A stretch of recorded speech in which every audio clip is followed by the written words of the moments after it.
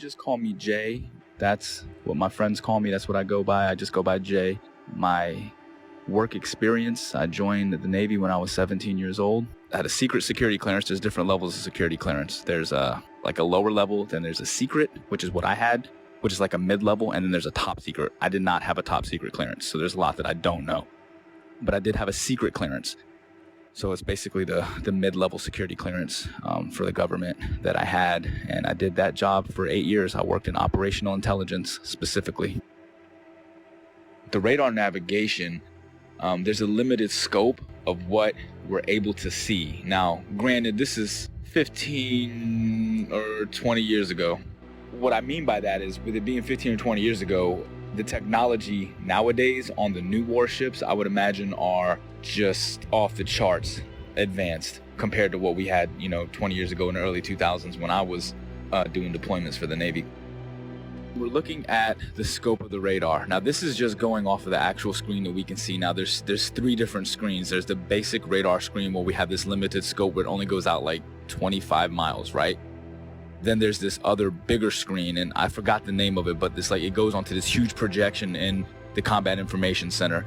Basically is where all of the information is housed. And on this huge screen, we can actually zoom out and see a significant portion of our area of responsibility. I can't say the exact number. Again, a lot of this is classified.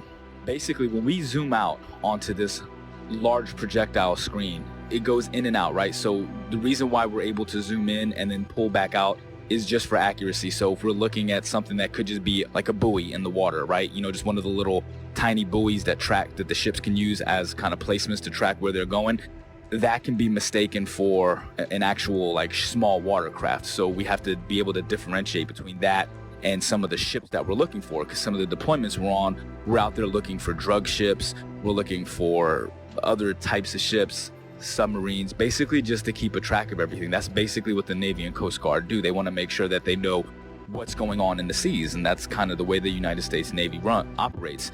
They're basically dictating what happens in international waters. As we zoom out to look at the larger scope of things, once we verify that, we're able to zoom out over a large distance. Now, over this screen, at the time, I was like 18 or 19 years old, all right, when I was doing this job. I wasn't thinking about flat earth and any of this other shit. I was still indoctrinated and under the assumption that the earth is a spinning ball. I never thought about flat earth or anything like that, but I always thought it was weird that as I'm looking at this massive radar screen, I always used to think, how come we're looking at this and I can see, we're off of the coast of Argentina, for instance, right? How is it that I can see this far out and it's not over the horizon or curve, because it's so far? Like I said, we use a lot of these other link signals, and they're called links. They go by different names. I can't say the code names. Some of them I forgot. Some of them are, again, this is classified information. I can't give any specifics on these. But some of the links that we use, not only do we speak to the actual ships and track them, but we speak to aircraft, 10,000, 20,000, 30 and higher, 30,000 feet and higher is what I'm saying.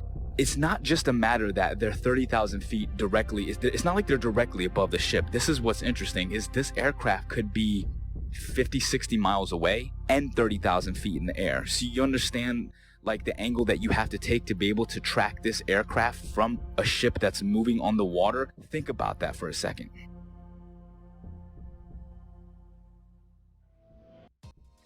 Let's just say we're 30 miles away. These missiles can shoot much further than that. I can't give you the exact number, but say we're 30 miles away, okay? 30 miles is far.